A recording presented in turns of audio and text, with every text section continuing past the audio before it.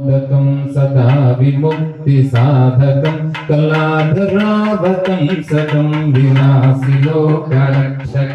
अनायकैकनायकं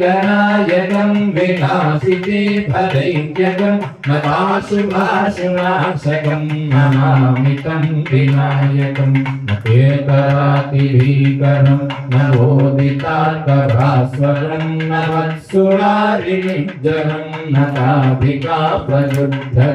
सुरेश्वर निधीश्वरं गणेश्वरं गणेश्वरं महेश्वरं तमाश्रये परात्परं निरन्तरं समस्तलोकशङ्करं निरस्तदैत्यकुञ्जरं दरेतरोदरं वरं वरे भवत्रमक्षरं कृपाकरं क्षमाकरं मुदाकरं यशस्करं नमस्करं नमस्कृतां नमस्करोमि भास्वरम्।